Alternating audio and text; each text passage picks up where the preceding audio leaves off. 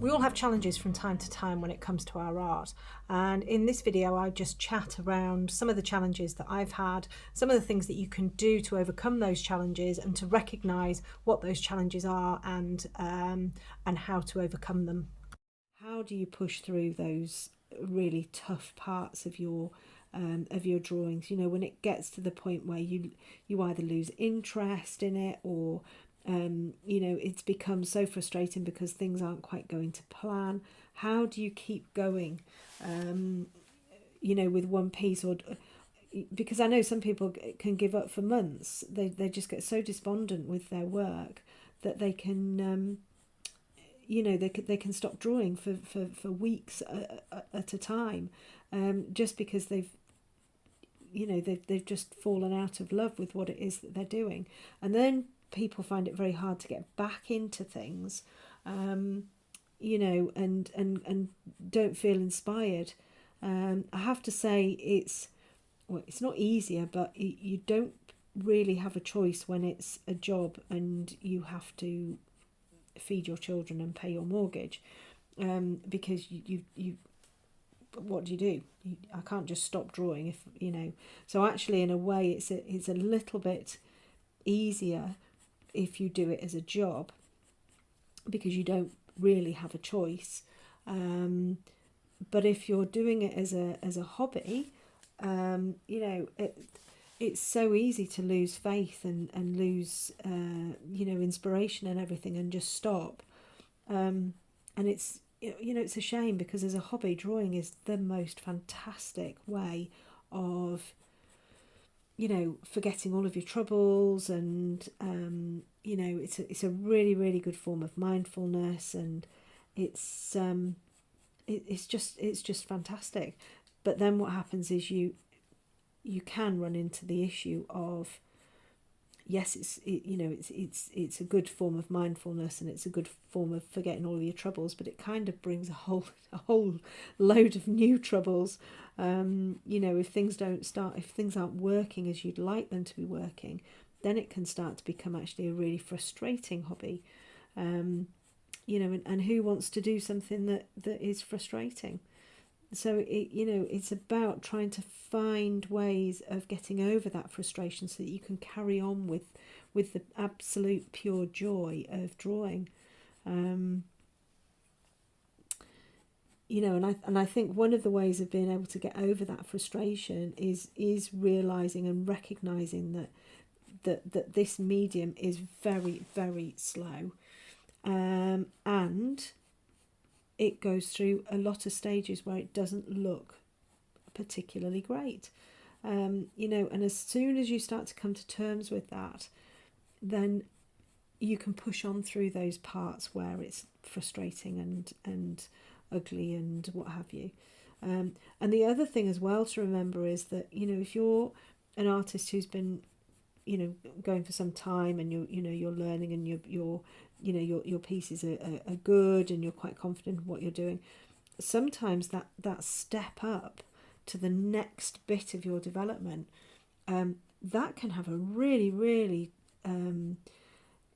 tough effect on people, because it's almost like, you know, you know what you're doing, you're confident in what you're doing, and then all of a sudden you change things up a little bit, try some new techniques, and it's almost like you're back at the beginning again, and it's like, whoa, you know, I can't draw, or you know, and recognizing that you're trying new techniques or new paper or new whatever, you're just switching things up, you're developing your style, recognizing that for what it is, in that, you know, you're stepping out of your comfort zone, and you're moving into completely new territory, and you are learning new things, and, you know, remembering how long it took you to learn your current techniques to begin with.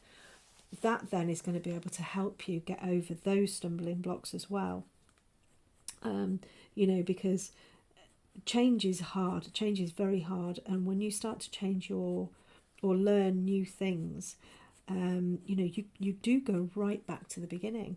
I know I was trying some new paper, and I mean, well, I haven't carried on with it because it was just like, which is bad really, because I should have carried on with it, but it was very, very smooth, and I had to use totally and utterly different techniques to be able to get anywhere with it. And oh my goodness, it was like a 5-year-old had drawn. You know, the what I was trying to do, I could not get to grips with it at all. I mean, it was ultra smooth. And actually I should have, I still should, you know, persevere really, but it's completely different way of drawing, you know, to what I'm doing at the moment. And it's really tough, and it's much easier to give up, much easier. You know, so I think we all find our comfort zones, definitely. But it is good to switch things up and try new things, because, you know, learning new stuff, I think is brilliant. You know, I'm always wanting to develop and learn, but it's hard. So, you know, if you're getting to the point where you're feeling a little bit despondent with your drawing, or you're you know, you're finding things a little bit tough and maybe not inspired, or things aren't working out quite as you hope they would, well then, you know, it's a case of, well, having a look at things and thinking, well, why am I finding it tough? Is it because it's new to me? And if it's new to you, well then it's a learning curve, and that's brilliant. You know, you're learning new things, and of course you're going to find it tough. You know, is it the fact that you're just maybe stuck in a rut? Maybe you need to try something new.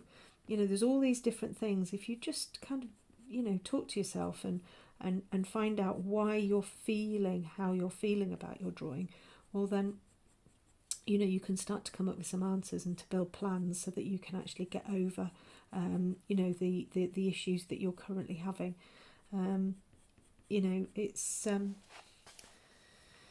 supposed to be a joyous exercise, drawing, and I know that sometimes it is, and sometimes it really isn't.